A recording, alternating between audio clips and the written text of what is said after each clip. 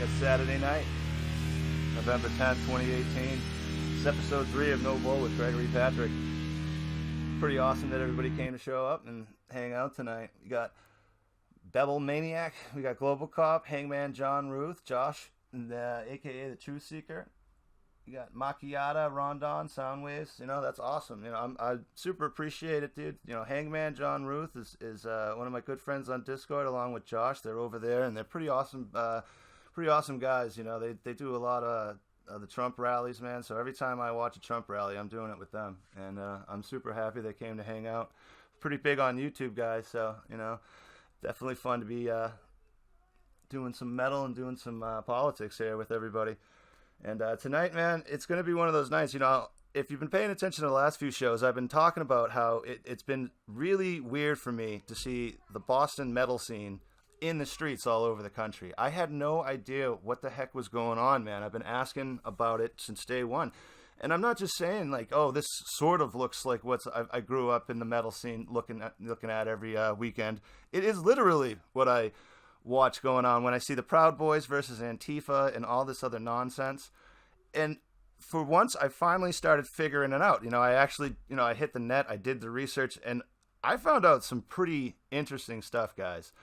You're going to be amazed, actually. And I'm sure there's going to be a lot of people with like, other origins and different opinions, but these are my opinions. This is an MSP talking, and the music I'm playing now, this is all stuff I picked out. I love it. And yeah, we're gonna have some fun with it, though, guys. It's really crazy because we have this problem that I swear started in my backyard, and I see it all over the world now. I mean, we got people in the audience, they're from Germany, and I'm seeing people dressed up like Boston metalheads over there fighting in the street, and it's insane to me. But like I was going on, we're gonna go real deep underground into this stuff. So I'm gonna play some sort of arena rock, as far as it goes. I'm going to play some Static X here, and it's newer stuff. It's kind of fun. I'm going to keep it a little light off the bat, because, yeah, this is going to go to a dark place, guys, I got to say, because what I found out, it really wasn't all that shocking to me, but at the same time, it absolutely blew my mind on where it went and how this silly, scene in Worcester, we dug a bunch of holes and we started fighting in them, and now we've seen it everywhere. So, we're going to connect the dots and have some fun with it. But, play some Static X. This is the only. And yeah, reminds me of summer, going to the arena bands, all that kind of stuff. But Ozfest was a hell of a good time, man.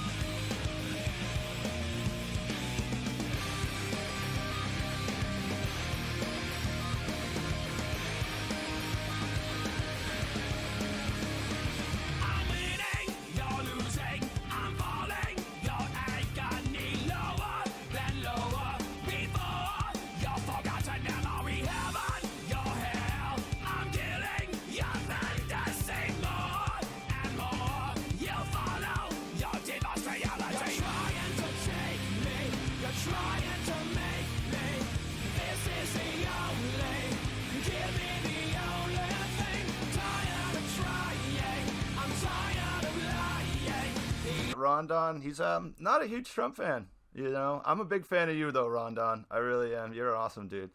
So yeah, it's something, guys. I can't talk about Antifa without having to bring up this guy. This guy is called, I'm gonna call him Elgin.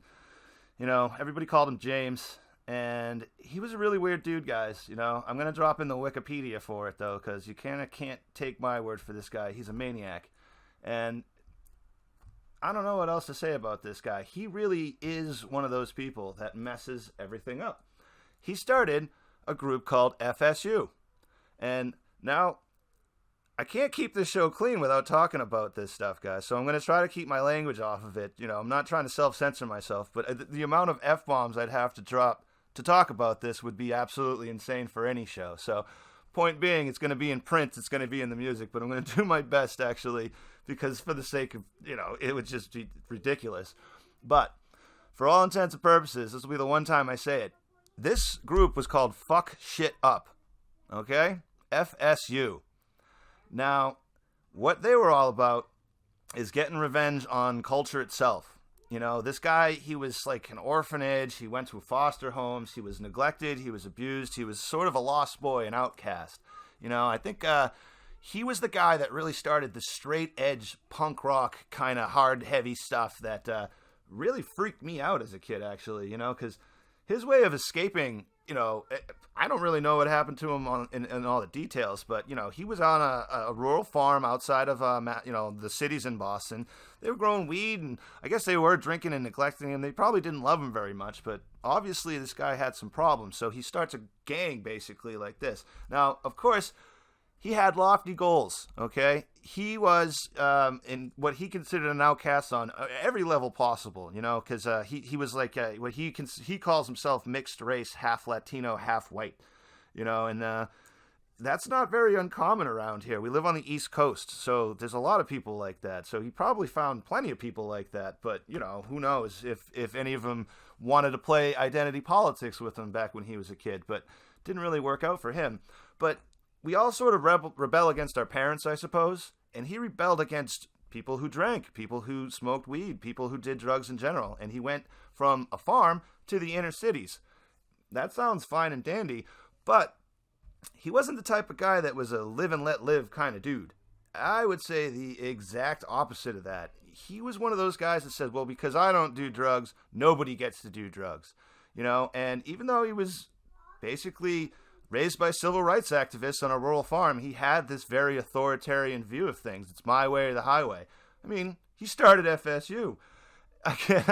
So it's a funny story, though, because my brother, when I started getting into metal and he started going to shows, he warned me about FSU. So this guy's probably about 10 years older than me. So by the time I actually hit the scene, this stuff was everywhere. These guys were such assholes, let me tell you.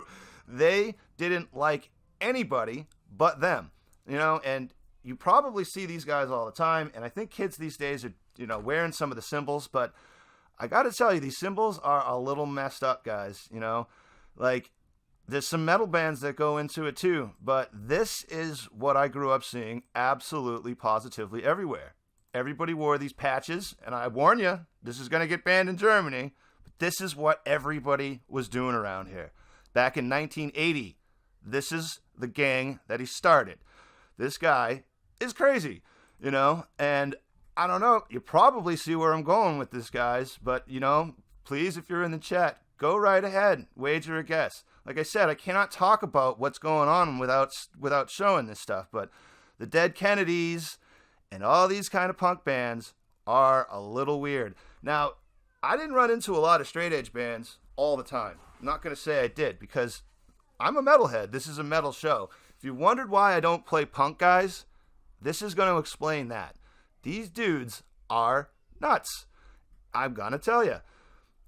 If you didn't listen to the exact bands that they listened to, they wanted to beat you up. And they considered everybody who wasn't exactly like them a Nazi. I don't know if you've heard that before, but yes, they've been doing this for almost 40 years now. It's sick.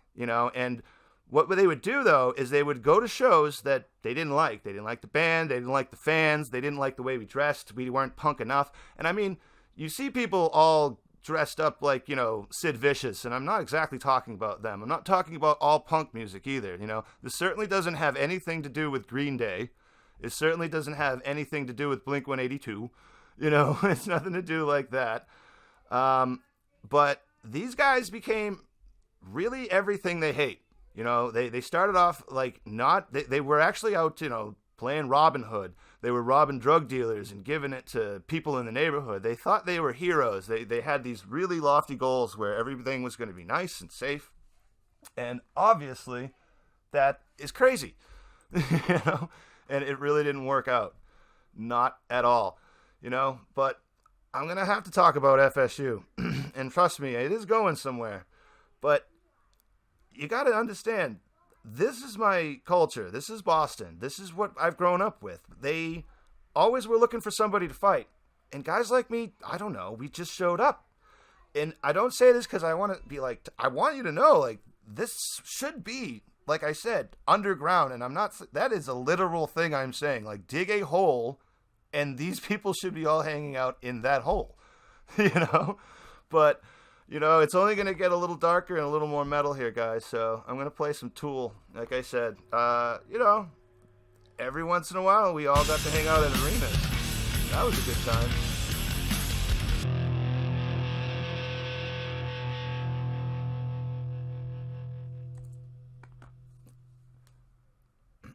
Yeah, that's Tool. That's fun, man.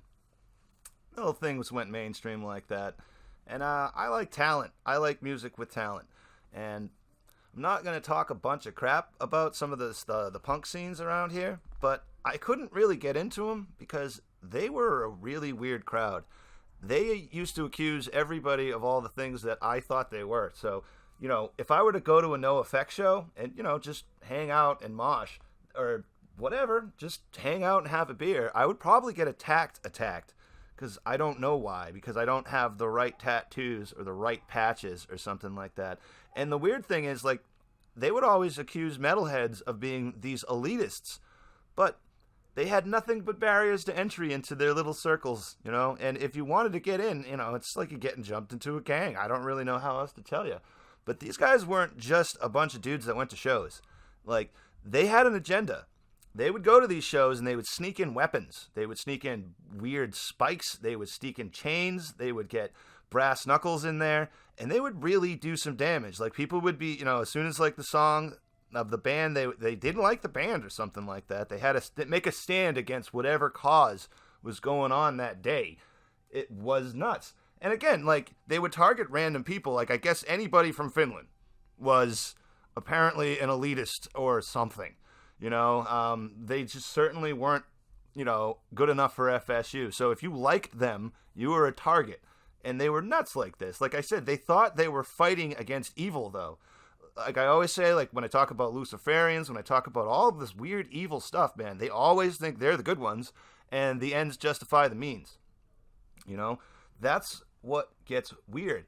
But there are a few bands that, I would love to play, and I just know he was involved with them. They were buddies, like Black Flag. Henry Rollins. I don't know about that, if you know about Henry Rollins. Now, I think he's come around, and a lot of the guys from FSU, like I told you, does not stand for anything but what it stands for, have tried to relabel the group. They want to call it Friends Stand Together. Or, no, Friends Stand United, which is even better. Friends Stand United. It's not, FSU like I grew up. No, they're nice now. They just want everybody to be together in their little commune. So I guess they're more open. But, they did have their angry groups, and they, a couple of metalheads probably would have listened to them. But every time, even at high school, you'd go up to the punk rock kids and you'd go, hey, yeah, I'm a metalhead. But, I heard, I don't know, any kind of this hardcore punk. We're talking like Agnostic Front, Millions of Dead Cops. Like, these are some like hardcore bands, and they're pretty much the soundtrack to what's going on right now. Some of them haven't changed their sound. They haven't changed their message. But now they're just friends standing united. They're not they're not what they seem to be, though, guys. It never is that way with people who wear these insane patches. I could keep putting more and more. Like, we have, like I said, a couple death metal bands like Napalm Death, but I don't even know, man. I can't even tell you what to make of that stuff. But they're standing against whatever it is, like, and to me, I would try to, if I did meet a couple of kids that were into that scene that, later on in life, we just got stuck together at work or something like that. And I'd explain to them, like, things about Slayer that they really honestly didn't know. They didn't understand that Slayer was being facetious. In a sense, like, bands like that would, honest to God, try to say the most offensive things they could ever think of. When they say, like, Auschwitz, it's the way I want you to die. They want to make you angry and frustrated, and they're trying to invoke an emotion, but they're not like, these guys are like Slayer, for instance, is a great example because they're breaking up over this identity politics. They are arguing about left and right stuff. You've got a couple of guys on the right side of the band and a couple of guys on the left. Now that, some of the people have actually died. A lot of rock stars have been dying lately. That's why I played Static X, man. Little memorial. I played All That Remains the other day for Ollie, too. But I don't know. It's one of those things. Not a lot of people care about these guys because, they never wanted to be popular or cared about. That's the point of Slayer. They don't want your love. They want people to come to their shows, swill a ton of beer, be as brutal as possible and come away like with a memory they're never going to forget. I will never forget any of the Slayer shows I went to. And, here's the thing. Like I said, my brother warned me about FSU. They're going to attack you. It really doesn't matter what's going on with you. They just want to attack anyone who isn't in their little clique. That's how it always is. If you're not with them, you're a Nazi. That's how it was around here growing up. And I don't know. It sounds insane, but I'm sure you've heard a lot of this lately. It is insane, but here's what happens when all these guys treat people like that. They want to say that we're the elitists because we listen to bands with talent. We don't like bands that sound like they recorded their album in a trash can, and like seriously have no idea how to play a guitar. So we get bands like Children of Bodom, and they can help us out pretty good with that. They actually capture the feeling of the metalheads that were dealing with FSU pretty well, guys. Yeah, so Children of Bodom. Yeah, so if you weren't one of them, they hated you, and that's seriously, that's what I'm getting at, folks. This guy, I'm not just talking about him and FSU because I want, everybody to know about the Boston scene. Here's the fun part. This dude went to Hollywood. Of course he did. Of course he did. That's the beauty of it, man. Guys like him get rewarded for acting like this. I'm not joking. Now, he's not just, again, a rumor, too. I'm like I was saying about when Whitey Bulger died. It wasn't Whitey Bulger. It was guys like him that made life around here miserable. And now he's in Hollywood. So guess what? We get to share our lovely culture with everybody. It's going to be fun, guys. Now, when I talk about thugs, when I talk about Joe Biden, and I talk about these jokers that think they're tough, these union guys, and I've talked about it from personal experience. I'm not joking. These guys are real.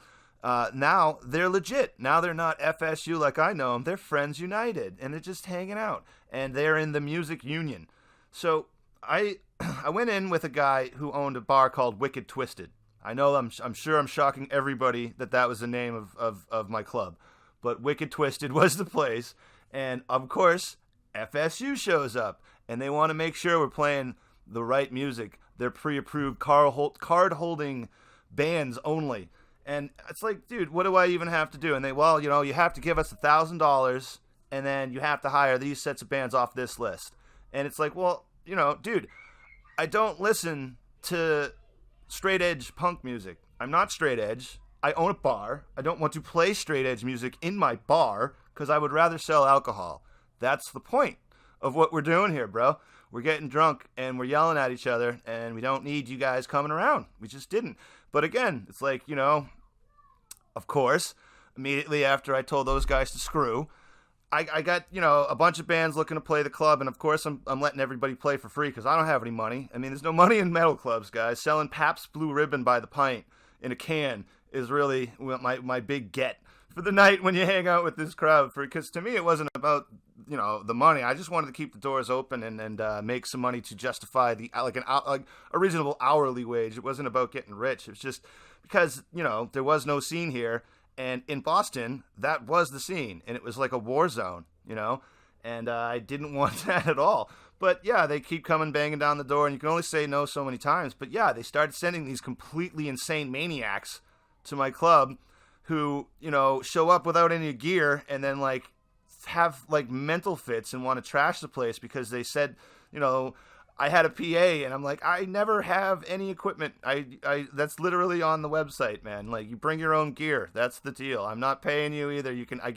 My thing was, if I liked the people, I'd sit down at the end of the night after I closed with them for a little while and talk metal and give them all a free shot of Jaeger and a pint of Pabst Blue Ribbon, because literally that's all we ever did. I used to try to sell food. I gave up on that pretty quick though. I had to keep the kitchen warm for when another group of jackboot thugs from the state would come by, just to make sure that I could potentially fry some chicken wings if anybody asked for them, but nobody does. So it's one of those deals. And it was a real pain in the ass, man. And these guys are for real. And this guy went to prison for this. What happened with him is he had a racket, and he had plenty of people under him. Now, this is a real gang. They started as Robin Hood. They were going to save the world. They were going to clean up the streets. Nobody's ever going to have a joint in their mouth ever again. They're going to make sure of that. And, I never even knew what the hell they were doing at the festivals, but, hey, they were always around. And so the point of what I'm saying is he went to prison for extortion. He's one of those people that set up a racket. There was a band called Meast, or, Mess. They were a Chicago punk band. And to me, I couldn't listen to them either way. Like, they sounded really girly. When I say, like, Anti-Flag and all these bands, like, think of the scrawniest Antifa kid trying to look tough with his hood up in, Berkeley. And that's what I picture when I see these guys. That's all there is to it. They're not tough, but this guy said to him, hey, when you play Boston, we have a community service group. It's kind of like what Barack Obama did for Acorn and stuff. One of those, like, we build the community. We give our money to the poor, blah, blah, blah. But no, they never do, guys. It's all a sham. It's all a scam. They always keep the money. So he told these guys, if you don't give me $5,000 and you come to Boston and you play, bad things are going to happen to you. And that same sort of Joe Biden, sort of John Gotti mafioso nonsense that I've been talking about. Like I said, it wasn't just what Bulger did himself. It's what he taught everyone around him to do. And this guy just snatched it right up. And yeah, what happened was those guys refused to pay. And guess what happened? They came to Boston, and before the show got put on, they got completely annihilated by FSU. Because friends stand united after all, and they weren't friends with them. And so, yeah, all those friendly labels and all this BS with trying to pretty up an image, that's got to stop, guys. We can't be fooled by these labels anymore. Not at all. It is not okay. Like, this is thug stuff. Now, this guy, he says he's all set now. He went to prison, and he's all done being a complete scumbag. But I don't think so, guys. I don't think so. There's plenty of time for reform. There's plenty of people changing their minds. But this guy did not stop ordering hits on other bands. Like, this is, like I said, it sounds silly, but it was bands wanting just to make a living. And you want to own a club and you want to make a living. Now, this is called racketeering. People do this to convenience stores and bodegas have to pay protection money. This stuff has to stop, man, because I'm a capitalist. I'm an entrepreneur. I just want to make a living, and I don't want to be bothered by the Joe Bidens out there who think they own a piece of everything I do. Because they don't. That's the message right here. All these people who are communists and socialists need to stop. We don't owe them. It's like they're going to tell you, well, we built the scene, man, so, you have to pay us our fee. It's like, actually, I don't listen to the music, and I don't consider you guys inspiration for the music I do listen to, because I just played a band from Finland. Wild Child has never really been in a pit himself in Boston. Closest he gets is the stage in Worcester, and that's perfectly fine. That's not at all a problem, But getting arrested for extortion, that's just a lot of fun, huh? It really does happen, guys. And like I said, I don't think he's reformed. I really don't. Because he's bringing this everywhere. When I'm talking about, I did not understand why I was seeing the weirdo FSU guys that I'm used to seeing around my neighborhood on a campus in Berkeley. This is supposed to be a bunch of free speech activists, that last I checked weren't straight edge.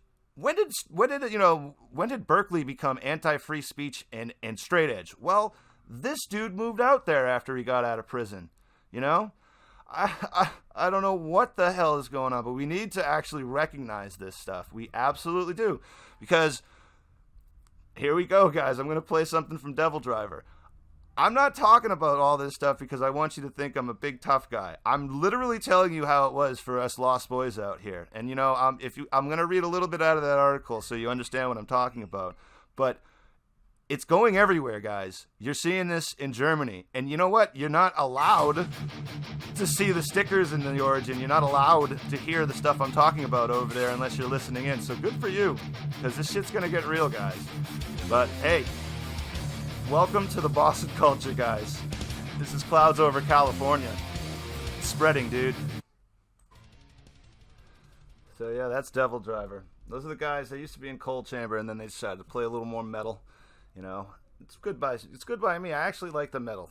Like I said, I can't really bring myself to bring that kind of punk stuff that, like I said, made people, inspired to bring chains to clubs and beat the hell out of people for no reason. Like, I'm not into it. I'm sure, there's a lot of people that listen to it that really don't know the background to it, but that's kind of what I'm doing here. So, it's important. But yeah, this guy really didn't reform.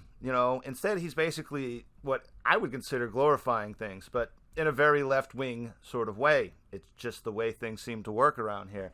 Now, if you read his video, well, his biography, you could see that he's done some movies. He's getting funding. He's part of, like, the Sundance people, too. This is getting weird, guys. I really don't like it because I don't want this to be everyone's problem. I kind of thought these guys were gone away. I didn't realize, honestly, up until recently, until I started doing this research, how much they had relabeled and how far they've gone. I want to know if you guys in the audience, if you've seen, this stuff before. And, like I said, I really, I'm sorry to torture Hangman and a few other people in the audience who don't listen to metal, but it's important that, this is like our culture. It really is. I can't explain it. Like, if we ignore it, it's going to be, it seems like we've ignored it long enough is what I'm saying. Because if we had fought harder in those weird underground rooms, maybe FSU wouldn't have gotten, major Hollywood exposure and, TV shows and things like that. But this guy, it's like I said, he was in bands like Wrecking Crew, 454 Big Block, all these other weird, straight edge bands. And I'm telling you, I wonder too, like at this point now that I've seen all this stuff, and actually in the past few weeks, so many things have clicked. It's nuts, because I would always wonder what the hell these weird skinny dudes with their, pretty tattoos and, well done hair and makeup were doing in places where everybody else was like giant, hairy and sweaty and drunk.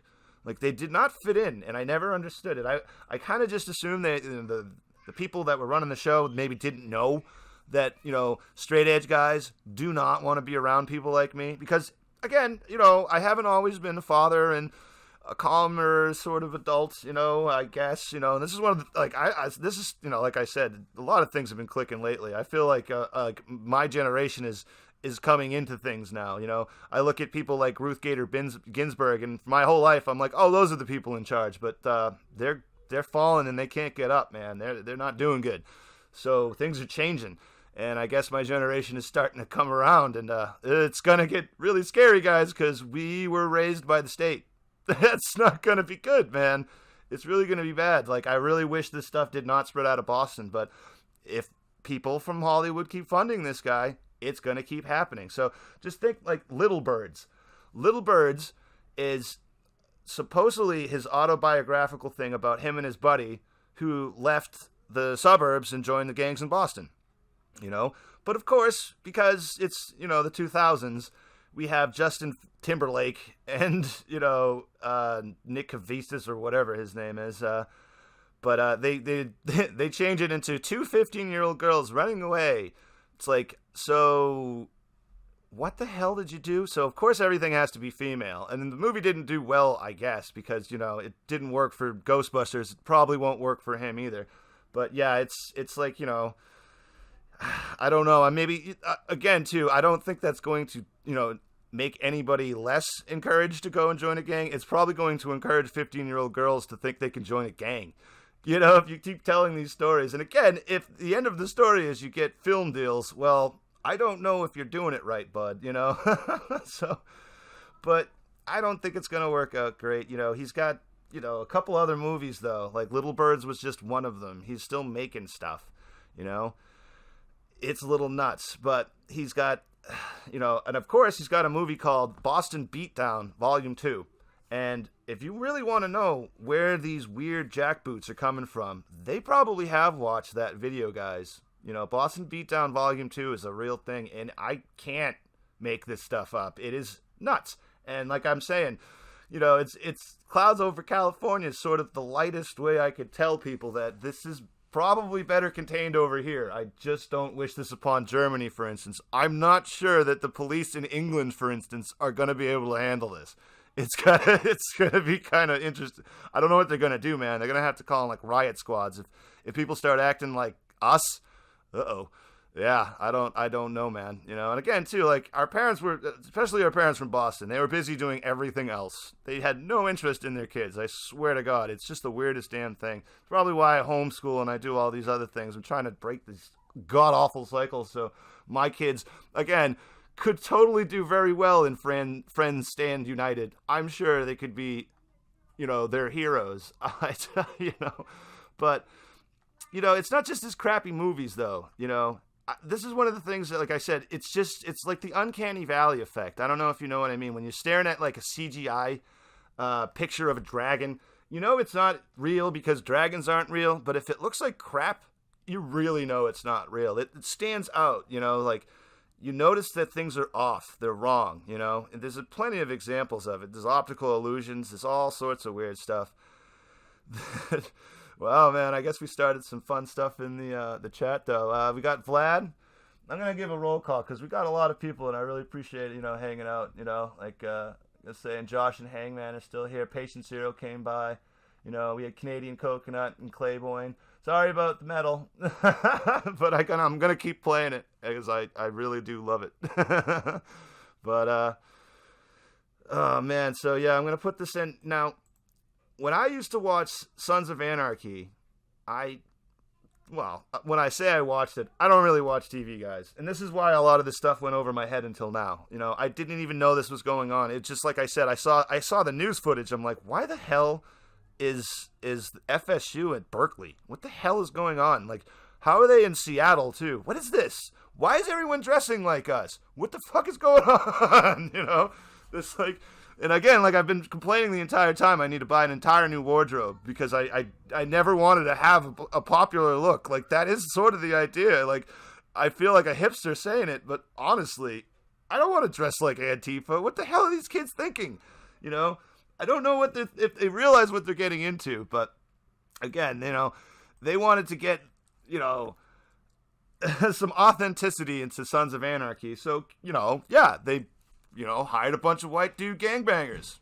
I don't know. What would you expect them to do? If you want authenticity, there it is, So, this is the fun part. He's got a new show called The Mayans. There's our favorite hero from Friends Stand United. He's still doing this stuff. He's still spreading gang culture. And it's, again, like, we're not this is like, I suppose this is what like, I guess this is my like aha moment because for the longest time it was like, I don't really care if kids act goofy and listen to rap music from the suburbs. Like, I don't know, what do they, it's like cultural appropriation. What does that mean? And they're like, I've never actually like seen it and felt that feeling, but it is freaking weird. And I'm not going to say don't do it, but why? Why would you want to be like us? We're awful. You know what I mean? This is not fun, So, I don't know. Maybe they're looking for street cred, but they look silly as hell because they're so skinny. If you looked at the FSU guys, why they were scary is because we all lift weights, dude. We're all a bunch of, like, monsters. Like, that's the thing. Like, that's the thing around here, Now, what's weird is the straight edge guys would get a bunch of tattoos. Like, they would actually, like, tattoo stuff from Leviticus on them. And Leviticus says, don't mark up your body permanently. There's a lot of weird stuff. I was never very nice to them. I will admit.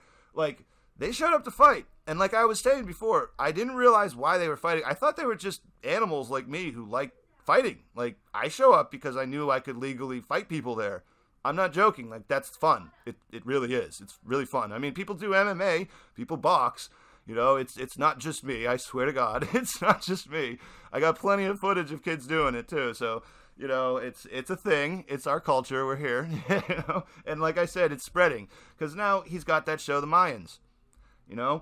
So that's fun, right? He's going to be starting to influence the West Coast. And that's why I've been seeing this stuff. He's been out there this whole time spreading this crap from my neighborhood over there. And we're getting weird sort of, there's always been that whole like punk on both coasts things, like the Dead Kennedys and stuff like that. And I never really got it until now. But now I kind of realize why they were fighting so hard.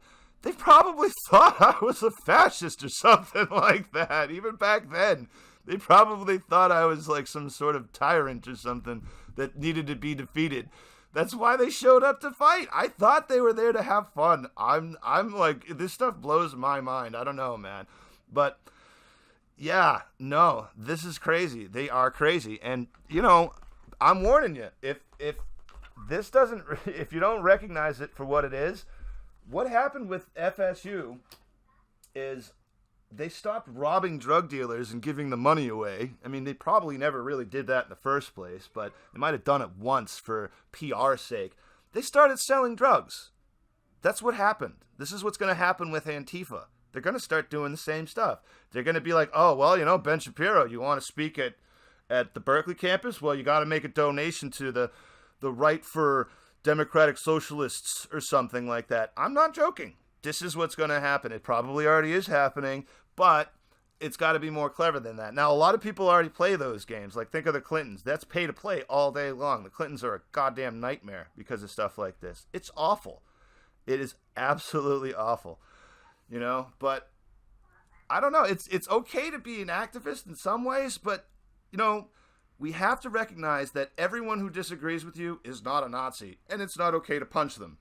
I've seen this very rarely. Like, I saw a post somebody he wasn't from America. I don't know how. I think he was from Africa, some sort of heart of Africa country.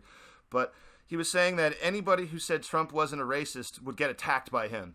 And anybody who didn't agree with attacking people who liked him would get attacked too. It's like, oh my God. I mean, again, this is human nature. I'm not saying it's specific to us. You know, but this is the gang mentality, you know, that's been spreading here, and it's getting to be everywhere. What's going to happen when a bunch of kids, like, you know, they drop the whole Cholo MS-13 thing, they grab a motorcycle like I did, they grow a scraggly-ass beard or something like that, and they just start wearing leather. You know, they start carrying around chains all the time and stuff like that. That could very well happen. I don't know if you live in Arizona and you want to see that, but these dudes are probably scary enough, is what I'm saying. If you get a scene going over in New Mexico or something like that, when all these people every weekend get together and fight all night long, they're going to get even more aggressive because, yeah, you get your butt kicked, then you go lift weights, you know? So what I'm saying is when these ridiculous Antifa guys actually come on to the fact that they're a bunch of sissies and do something about it, there's going to be some real trouble, man, because I've seen it. When these guys are actually not, like, skin and bones, like little, you know, dinks. Because yes, that's what they are, guys. They are weak and weird looking to me. And I used to see, you know, like I think maybe my first episode, I used to call them the incognito kids because they wear those bandanas over their faces, and like they would be like a little clique within the clique. Like I knew they were a gang, but I didn't. You know, again, these are very loosely affiliated ones too. You know, it's mostly like, I don't know, people have to pay up, people have to pay in. It's just such a weird freaking thing. I can't stand it, you know? You know, and like I said, too, maybe it's just because I don't like their shitty music, you know? Because they have no talent, and they want to beat everybody up who does have talent. I don't know what to make of that, because that really, like, if you spend time learning your music and you buy really expensive gear, then you're a bad person. It's like, so if you literally have like a broken guitar and you record on a Casio tape deck from 1992, you're the best band ever. I actually have a totally different way to judge bands, you know? And I can remember one day, there's this kid, we used to call him Punk Rock Jay, and I asked him, like, yeah, me and my buddies, we're going to go see a Dream Theater show. You want to come? You know, I know you don't listen to that kind of stuff, but I figured I'd ask. And he's just looked at me like I had literally just done the worst thing in the world. Like I didn't understand how much of an insult it was at the time, but I do now. So I'm going to play some Dream Theater. I love Antifa, man, and I'm going to poke fun at them because if we don't, they're not going to go away. And again, you think running around in the streets acting like a thug is okay? I don't.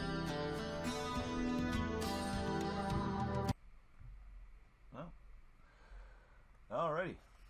So, not 100% sure what to tell you there. So, yeah, pull me under, man. This is what I was saying. These guys are not racist. They're not anything but talented musicians. I swear to God. They would go to shows and they would FSU. I mean, everyone was their enemy. And that's a big problem, because when you start seeing everybody as your enemy, well, I guess you don't have many friends, you know? So, you know, this is what I mean about, like I said, the lost boys. Like, it is a real thing we have to worry about. And I mean, culturally, this is important to me, you know, because it affects the news. Like, the Democrats are pretty much catering to this guy. They're no longer catering to people like me or anybody who wants to try to, you know, do a little better than all this. They are a little nuts, you know. But you know, it's this guy has an interesting story, I suppose. You know what I mean? But he wants to, you know, he basically says the way he is, and I get that. This is what I was trying to say a lot, you know. People want to say that, you know, I'm not very compassionate, and you're probably right. But the state's not compassionate. They don't care. They have a long line, and they don't care. They want to go home. They don't want to help you out, you know. So, you know, I'm going to let you know about this guy from his words, too, because I've been literally talking crap about him for an hour. But he says, when I was a kid, I was always told, you're a piece of shit, you're a lowlife. You start believing in it, and it becomes the self-fulfilling prophecy. People tell you that you're no good, you start acting like you're no good, you band together with other people like you lift weights, you get tattoos, because you're scared of everybody on the other side of the street. You want to keep them on the other side of the street. So yeah, you get big and scary. Yeah, you do. It's how it is, you know, I don't know. I never got the tattoos, but considering everybody else did, I was the guy without tattoos. That actually made me scarier than them, because I didn't have them. Oddly enough, it was one of the things, man. And he goes on to say, you walk into a room or down the street, people see you, they're terrified of you. It's intoxicating. Being seen and heard from for the first time in my life, basically. You get big and scary, now you got notoriety, you know? And, you know, it's kind of what it is. You're a scared little kid. That's why you become a monster. And you really got to worry about that. So, you know, obviously, if you're a father with your sons and you see them turning into monsters, you inevitably will do something about it. But if nobody cares, nobody cares. It just happens. And there's, you know, encouraging people too, left and right nowadays, to not raise their kids and just hope for the best. This is what's happening, guys, you know? So I don't like my little subculture, you know, across the... I suppose this is what it feels like, though, like I said, when you see people pretending to be like Crips and Bloods. When you see a bunch of dudes that don't fit the bill of a Crip and Blood. They really don't know why they're dressing like that. They don't know what they're doing. They don't even know what a gang is. They don't understand any of this stuff. But they're out there on the streets, and they look kind of foolish, you know? But, you know, this guy, he goes on, he says, it's not just a show for Latinos, it's for everybody who feels disregarded, who felt invisible, who felt diminished. Yeah, but the show's about grabbing a gun and selling methamphetamine, dude. It's like, you know, all this inspirational stuff bothers me, man, because I'm calling bullshit. I don't want people to be inspired to be like him, you know? But he goes on to say, diversity starts in the writer's room. What's cool is to look around the room and realize they're all people of my complexion. To look around and see that these people working so hard are mostly invisible to the world, and now we get to have our say. That was really special, and we knew it. It's like, dude, you guys are the racists, you know?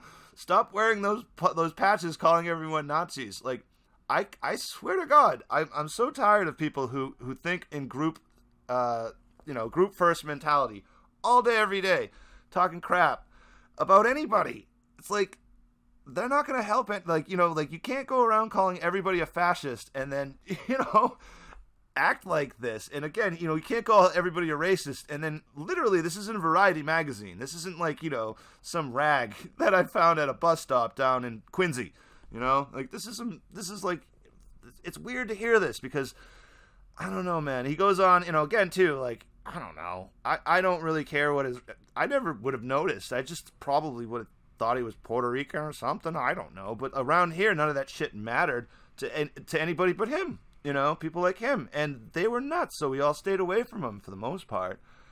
But, you know, I don't think this is going to help people feel less alone. You know, that's what he's trying to say. He's some reformed guy, and he's trying to, you know, to me, he's glorifying this stuff, you know, from what I can tell, too. Like, like I said, I watched Sons of Anarchy. Maybe 2 or 3 episodes because a lot of people said, yeah, it's right up your alley. I don't know. Like, it didn't ring true to me. It didn't, because they got the look right. Like, the guys looked like people I grew up with. They sort of acted like it. They were up to the same, nonsense, pretending they were good guys and selling meth. You know what I mean? Just bad people you don't want in your neighborhood.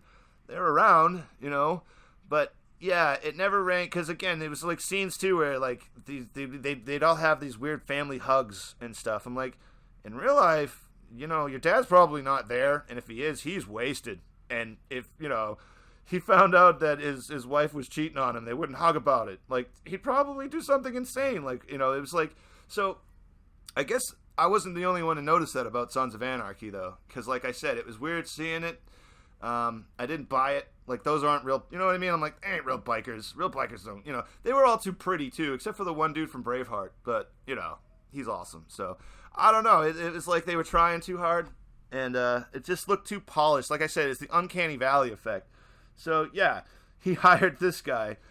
And now, I bring all this up, too. It's not just our problem, guys. Because what happens is, when these insane people start getting notoriety, bad things happen to the rest of us, And globalists and all these other people pick up on these violent thugs and start putting them on the payroll.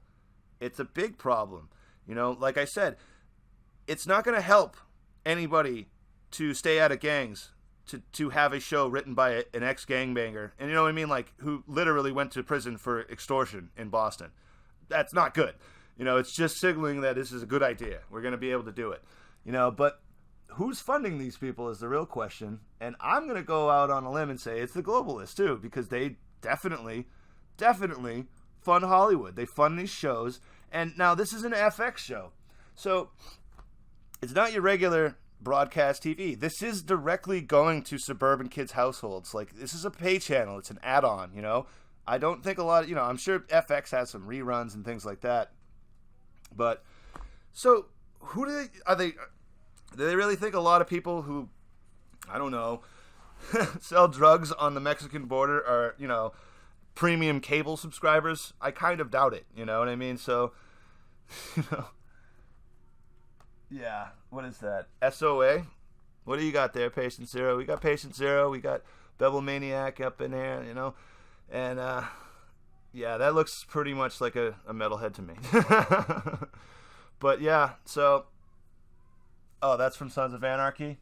Yeah, it's close. It's real close, man. I mean, that's what I dress like, but we don't wear watches. I mean, we don't have goofy haircuts like that. It's like they took a guy, with like a surfer dude or a hippie dude, and they just say, oh, that screenshot will work if we, they don't even put any grease on his face. It's weird, Yeah, well, you don't want to pretend to be anything you're not around here. That's just not going to work for you, I don't know how it is lately. Things have changed. Like, a lot of people are leaving, everything's changing. But, I put in something about Agenda 21 for a reason, guys. I think the reason things are changing is that there's genuinely people out there looking to do us harm. I genuinely do. The people who fund this crap, and again, it's all backwards and inside out. That's kind of why I know it's evil. Because they take something that's wholesome, like something like, Friends Stand United, and actually it's a hate group, It's a weird group-centric thing that wants to sell drugs and then beat up people for doing drugs. It's not normal. It's like a group of psychopaths. And the reason they get money is because there are a lot of anti-human people. I call it the death cult. And when we're ready, I have some actual music, like literally from an album called The Death Cult from Dimmu Borgir, who glorify it, They absolutely revel in it. They want humanity to go down in a big flaming pile, and if it, again, people can say a lot about Trump, and I don't believe he wants the entire world to go down in a big steaming pile. Like, I don't think he's like, the prince over there in England who says that he wants to come back as a virus and wipe us all out, man. Like, these people are kind of sick. Now, if you don't know the UN, it's horrible. It happened again. It was supposed to prevent world wars. I don't think it's working out. Maybe it is. We haven't really declared one, but we didn't really declare the first two as world wars as they were happening, did we? So we really won't know until probably the dust settles and our grandkids tell us what happened, But they don't. I could tell you why they don't like people, but it's because they're elites. They're the oligarchs. Those are the people we're talking about. those are the elitists that, like, it's not Dream Theater. They're not elitists because they have a couple of bucks, because they spent literally their entire lives practicing a skill. That doesn't make them bad people. So the real bad people out there are the ones that have been rich, like the Rothschilds. They've been rich before rich was a word. Like, they defined opulence. They own more mansions than King Louis. These people are crazy. And I don't know. I mean, a lot of people can tell you maybe there's some inbreeding in the upper elite class that makes them really weird looking. I don't know. Maybe David Icke is right, and they're just freaking lizard people for all I know, man. I'm not really convinced either way, but I don't know what's wrong with them. They act like vampires, and they seem to hate us. They seem to want to round us up. They seem to want to treat us like we're not them. That scares the hell out of people like me. I don't want that in my life. It's freaky. But I don't know about you guys. If you've been to college or you know a couple people that have gone to college in America, it was common practice for them to openly discuss what is to be done with humanity, as if they had a plan. And like, college kids are being taught Agenda 21, and they come out thinking they're going to save the world. It's not just environmentalists either. This isn't just liberal arts. Like, everybody has to sit through this kind of stuff. And since it's got a backlash, of course they relabel it, just like FSU. They're going to relabel, they're going to try to make it pretty. And I'm not getting fooled by it. I'm not going to do it. I don't like this stuff, because again, you could say I'm a nationalist or something like that, because I want my president or somebody to actually think of my nation first before everybody else. And I honestly don't think that's a bad thing. I kind of think Canada should be electing people who are Canadian first, and then once we have a little bit of stuff to share in excess, we're not drowning in debt, maybe we'll have some abundance to spread around. But we're not doing well as it is, and I believe it isn't just an accident. I don't think that the caravan that's approaching from Honduras is an accident. It's certainly not a grassroots thing. And yes, they want to protect biodiversity, and this is what I mean about college kids. What they were doing too is they were trying to figure out how to best stack human beings into filing cabinet-like concrete structures that probably reached as high as possible. And they were trying to make it so everybody was happy. It was almost like a game. And I thought it might have been a game at first, until I realized they were dead serious. They're like, okay, well, probably can't allow people to have chickens because chickens do make a mess. So we probably have to have everyone have one goat. And I'm sitting there like, how's the building going to be shaped? Oh, well, we just make it square. It's like, oh, well, that's inspiring. I want to live in a giant concrete block and never be allowed outside. But to the people in power, we're a virus. We're destroying everything, and the world needs to be saved. I don't want to save the world. I kind of want to be saved from the world. That's sort of my perspective. But yeah, if you want to, we got Patient Zero. If you want to help out too, pull up a picture, if you could, of where people are actually located on the planet in high concentrations. We cover like 10% of the globe. We're not everywhere. That's what's sick about these people. They think we're all going to destroy everything. But 90% of the place, no one's even been to some of the places. We haven't been through every jungle. We haven't even been all over Antarctica. We fly over it. You know what I mean? But, there's land. And we really, it's crazy, too, because, this all started in the 1800s, this sort of death cult stuff, thinking that human beings need to be wiped out. I'm not joking. They really have been thinking, we were going to run out of space. And this was 150 years ago. Now, in the meantime, no evidence has changed their minds at all about this. Like, the fact that with more technology, better methods of growing food, we have a better lifestyle. Being poor today is about 1 million times better than being poor in the mid-1800s. I can guarantee you that. That is a fact, You don't have to sell your kids to a factory nowadays. It's getting better, guys. So none of what their predictions are right. I'm telling you too, global warming is a great little replacement for Christianity. It's a lovely little ditty that they seem to want to do. But the world isn't going to end every 7 years. And what's weird is people see these death clocks. Like I said, the Armageddon's coming. If you don't give me all your money, if you don't give my organization all your money to plant plastic trees so we can take the carbon dioxide and fart out oxygen. It's like, dude, I don't like Al Gore because of that too. He really did want to plant plastic trees instead of real ones. That's how silly this is. It's all a money-making scam. But, his movie, The Inconvenient Truth, came out 16 years ago, guys. 16 years ago. This is how long these people, every time the world doesn't end though, it's like every other cult. they just double down on it, man. It's crazy. I just think it's one of the funniest things, but the problem is it can't be that funny because honestly, they got a lot of power over us, you know?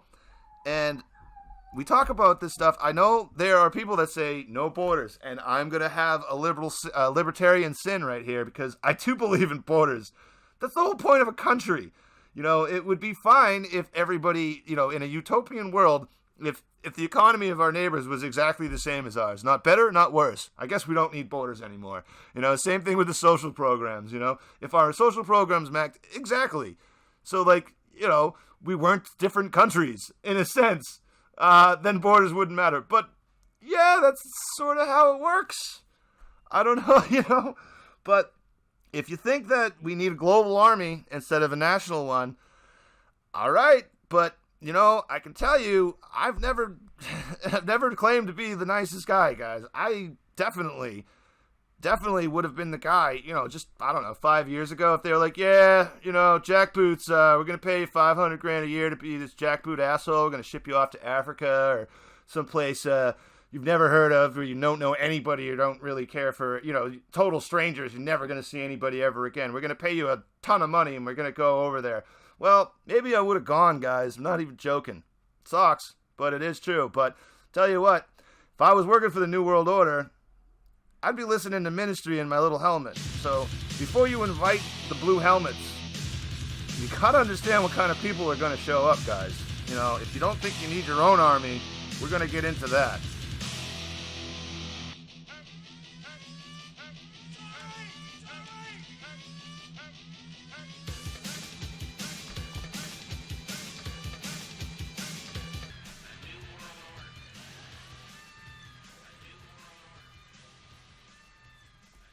Yeah, so guys, you know, a lot of people talk about the UN is going to replace everything. Well, I don't think that's a good idea. You know, like I said, it takes a certain kind of person to do that kind of stuff. And you really, you know, like when I say switched off upstairs, I just mean they don't care anymore. They've detached from what they're doing. They're thinking about being on vacation. They're thinking about the house they're going to buy with the money. They're thinking about everything they're going to get from acting like this. You know, because honestly, most people aren't crazy. I think 10% are crazy enough to want to actually hurt each other in this respect. The rest of the people are going along with it for a paycheck, you know? And it gets really bad. It really does get bad, guys, because here's the thing. Not all the UN people are Americans. That's not going to happen. You know, like, look what happened in Mali. This is a good example right here, you know, and this is from the New York Times, guys, so it's not like I said, I'm not sitting here in a total bubble. I would, you know, probably prefer not to read the New York Times, but sometimes you got to do it, you know, just is the way it is. But, you know, they were called just because they're a peacekeeping force. Justice has to be done. There's somebody protesting some sort of riot. So they send a bunch of Rwandan troops in blue helmets, and they killed everybody. You know, they opened fire. 3 people were shot. I mean, and again, this is excessive force. Everybody said it. You didn't, you know, they could have just stood there. Which is most of the time what they do is stand there. But I wanted to say something real quick about, you know, because, you know, obviously I'm a Second Amendment supporter. I'm not backing down from that. This isn't going to happen. So we hear a lot about ARs. And I showed you some of the pictures, guys. The AR, the Armalites, were not popularized around here. They're not even American for what it's worth, as far as I'm concerned. They're produced all over the world. I think they, you know, first maybe have been designed in Sweden, because yes, the UN. And the fun part is they popularized a certain caliber of bullet too. Like even the ARs that were popular in America, we used them for hunting and things. So we used a higher caliber. You know, we used a 5.56 round, I think, which is actually almost double the 2.23. Well, yeah, it is double. But when it comes to packing, I'm not getting into the ballistics. But the point is, it is a much more powerful round, you know, and it's meant for taking down animals and things like that. They decided to make this weird, a 2.23, it's like a 22 that's like really long. It's a super powerful, skinny bullet. It's like a blow dart version of a bullet. And they're the ones that popularized it, mass-produced it, got it everywhere. Like I said, look at those nice, lovely ladies goose-stepping in their nice, pretty helmets. You know?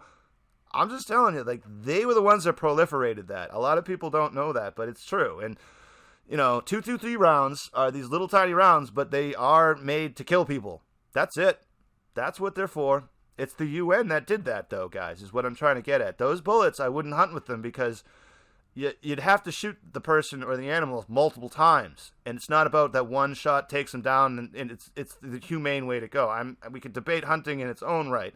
But what I'm saying is the way to do it is to make it so it's not painful for the animal. So what you don't do is pepper them with these little tiny armor-piercing bullets that the UN started mass-producing on a huge scale. We blame a lot. I'm not saying America doesn't produce most of the guns, but I am saying they designed a people-killing gun and are using it, and I'm not a big fan of that, Kind of freaks me out. I just don't know what else to tell you. But it is going to happen more and more. People are going to keep calling for the UN to come and save them, and they don't know who they're asking for. They don't know, and again, you don't know who's going to show up. The problem is, the only way that anybody in Mali is going to get any kind of justice for that, for the people that were killed, is if Rwanda decides to pay out or prosecute or do anything. And I'm pretty sure they're not going to. And they might not be able to if they wanted to. I don't know what to make of that. I don't know, you know what I mean? Like, the rules are so designed so that the UN and their weird agendas of dehumanizing and killing people, they always get away with it. The rest of us wouldn't get away with it, but they absolutely get away with it. So, I don't know, man. People, they ask for help. And I'm always telling people, I love the idea of helping. When you come to me looking for money, you will get a job. That is how that works, you know what I mean? I have no problem sharing anything I have, but we got to be together on something. I can't be letting them take and take and take. And I suppose that's one of my biggest beefs from the UN.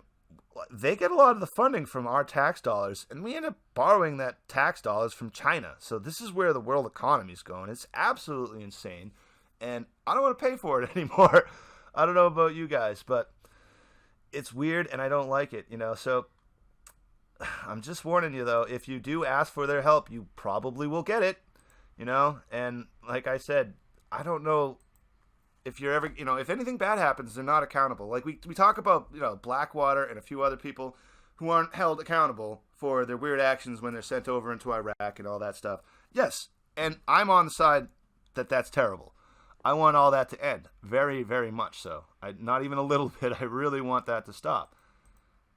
But people aren't on the same page. They keep thinking that they're going to get, the state's going to come and fix things or solve things or do anything other than what the state's good at, which is shooting people with bullets designed directly for that purpose. And again, too, why we all talk about ARs. Well, they're accurate for one thing because they're well built and they're simple. They're not as simple as an AK-47, but they are simple.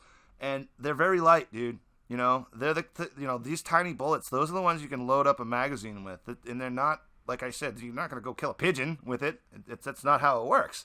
So we actually have to think about this stuff, because I don't know. It's one of those things. I'm going to play a little bit of music too. Just let you know, man, there's not going to be justice. If you hire the UN, they're not going to do anything but push you in a concrete block and lock you up in there. And you won't get any service for it.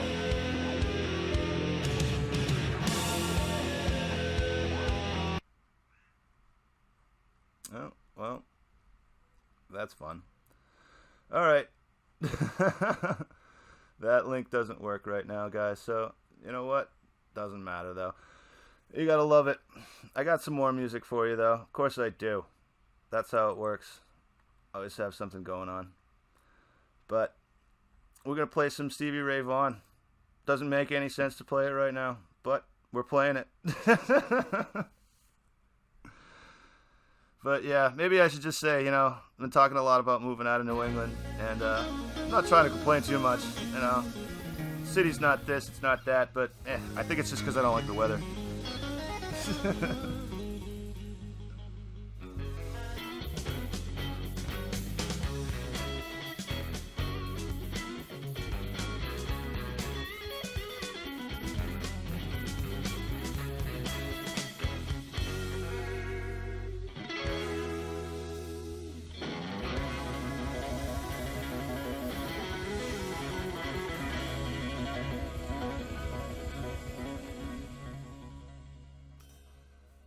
Alrighty. So yeah, some Stevie Ray Vaughan, Can't Stand the Weather, man.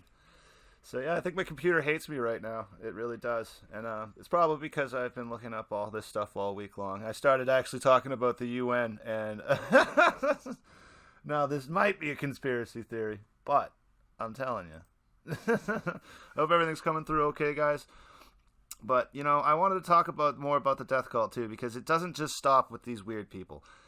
And we talk a lot about Bill and Melinda Gates in a lot of circles when it comes to who's running the New World Order, who's doing these types of things. And I really believe it started there. People don't know a lot about Bill Gates' father and why these people hate humanity so much, but they really do. And it started generations ago. We're talking actually back to when Margaret Sanger started all these eugenics programs. This is the real funny thing about it, guys. And I don't mean funny because it's laughable, but it's so backwards. It's beyond backwards. They really do believe they're fighting for all these just causes, but they're working for people who hate humanity. Bill Gates' father, he started a couple law firms. He made a good name for himself. Actually, his name really wasn't even William, by the way. It was like Bertram or something like that, but he changed it. So that's not even his real name. Yes, you see how this goes. But this guy, he didn't like certain people. Certain people of a certain race, didn't like people who had a certain poverty level. He didn't like people in general. That's why they started eugenics programs. I was going to talk about a couple of heavier things with some more detail on that. But, of course, like I said, Peter hates me. But, you got to check out Physicians for Life. See if I could post a link in here. This isn't a church group. If you want to see the Catholic perspective, I absolutely have that too. But they just show you how this guy is, and they'll tell you more about him in there too. It's pretty amazing what they got away with saying. They genuinely put all these Planned Parenthoods in minority neighborhoods, guys. So when you see this FSU guy trying to be all liberal and trying to be all socially aware and try to write shows about how little 15-year-old girls are struggling, dude, these people all support the same team, this anti-human team. They want us dead. They don't want us alive, that's for sure. They have too many problems with us, Maybe they think we're going to get them sick. They blame us for measles. They blame us for, all the diseases in the world and all these other nonsense. It's not us that's going to make them sick. It's that they're sick in the head. And they don't exist in humanity in their own right. I don't know how a person survives with someone who ties their shoes for them. Like, I don't want that for myself. So these people seem to want that. I like cooking food, for instance. I wouldn't want everything to be handed to me literally on a silver platter. But they do. Somebody has to do it, otherwise we wouldn't have them to make fun of. But when all these left-wing causes, these are the type, like I said, this is what I've been trying to get at all show. They're going around telling everybody they're punching Nazis because they are working for people who literally are that way. They are the fascists, you know what I mean? That song by Ministry, The New World Order, that was George Bush's dad, George Bush Sr. talking. That was him in the track. These people are, vampires for what it's worth. They don't want us around. That's probably why all the wars are happening and everything else. But when you look at why Bill Gates is pushing vaccines and testing them in India, for instance, on third world people who can't sue him, and we have all these laws protecting them here so that their country can't even get any justice for it. Well, it's because they really aren't trying to help us out. Like, these foundations are set up by people who, it's not about health, it's not about freedom of choice or anything like that. They genuinely don't like having them around. I try to explain this to a feminist once who was trying to tell me that Planned Parenthood was all about women's rights. And I asked, and it was all about helping minorities get up in the world and all that. And I asked, okay, well, how many, if this is all about women's rights, how many are there in Alabama? How many are there in, North Dakota? How many are there in Idaho? And again, not many. It's not because they can't have them there. They don't bother putting them there. They don't want, you know what I mean? Like, they're not. And again, if they do put them there, they put them in the poorest areas. They don't put them in, like I said, you won't find a Planned Parenthood in Cambridge, Massachusetts. You won't find one in, Manhattan's upper side. They're going to be buried in the corner. And I want to tell people about this because it's it's pretty evil. I know evil very well. I've studied it quite a bit.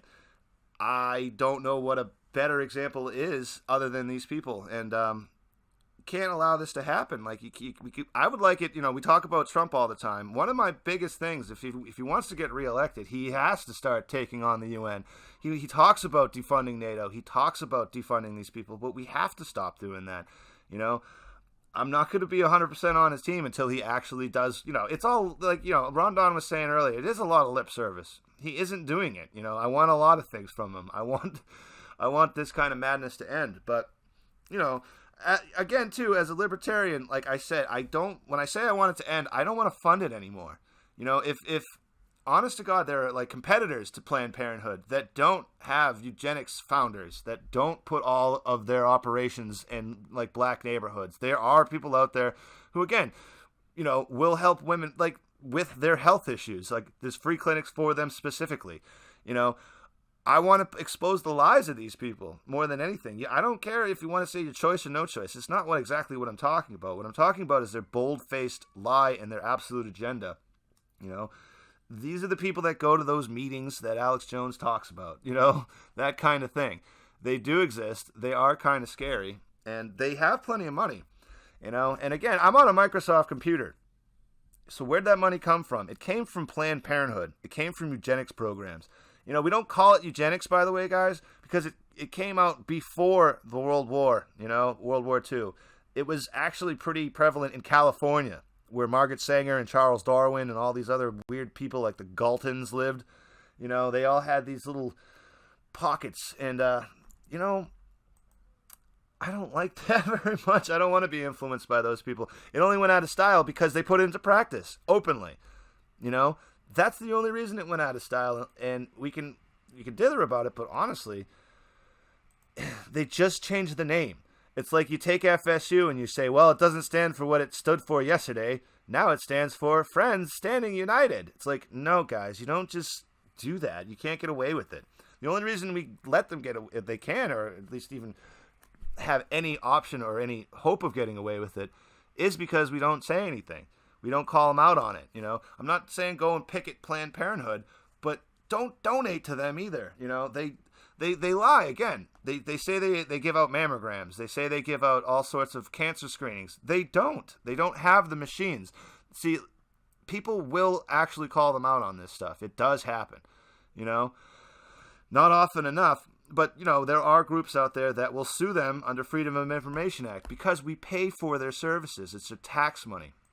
And I'm allowed to have a conscience, and like I said, this isn't about women at all. This is about people who hate us, lying to us. They're not, because again, too, they don't have to make us sterile to help us out. Everyone is under a misinformation, in my opinion, that, they give out hormone therapy in the form of birth control. Guess what? Hormone therapy came out way before we figured out certain hormones would make you infertile. So they're actually really hurting people, and these drugs, they're pharmaceuticals, guys. If you think the pharmaceutical industry is on your side, it's just like the Blue Berets. I don't know, man. We're going to hang out a little bit more because it ain't the way of it. I'm going to keep digging stuff out. I really wish I could throw more in there, but I'm going to keep digging stuff out. And it's going to be a regular thing because I really want everybody to know what's going on with these people. Do not trust them. And, when they start releasing GMO mosquitoes and they say they're fighting malaria, I wonder what else they're going to do. Because, again, we're having, in the places where they're testing out their new chimera bugs, guess what? People are actually becoming infertile, which is great. The vaccines, again, when you test them out in places like India, a lot of side effects, infertility. Wow. So they mask themselves as holy warriors, people who are there to help you. They're not. That's all I'm saying. You can agree with their agenda or not, but you can't repeat the lie and not know it's a lie anymore, because it is, So we have to keep going with it, but, I just keep thinking one day there's going to be some justice for it. I tried playing this one a little while ago, but I got it working. It's For Whom the Bell Tolls, guys. A little Metallica couldn't hurt us. Catching up. Making this happen. illustrating my point. It's going to blow your mind, guys. I'm probably going to offend some people, but this is reality. You have to see it. These people aren't your friends. If you're on the left and you think you're an anti-fascist, if you think you're an ANTIFA, if you think emulating Boston culture is going to work out for you, you're wrong. It ain't going to happen. It will not work out well for you. It will bite you in the end. Do not trust these people.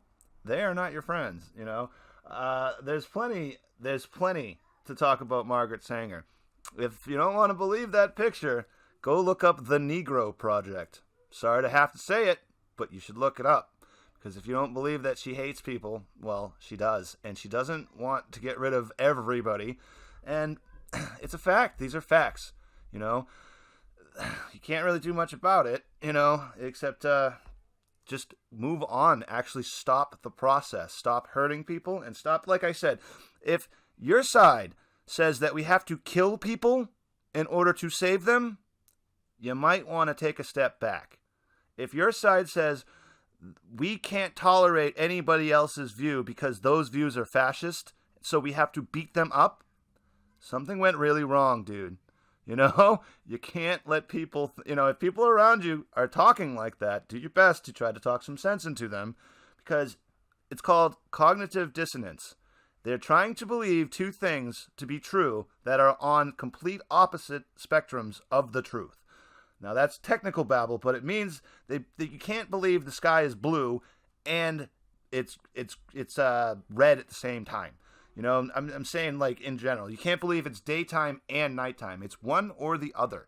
If these people love women, why, if this is women's rights, this is all about helping women, why is it that 90%, well, the statistics vary per country, but it's over 50%. It's up to 80% of all these people that die are women. They never even got a chance.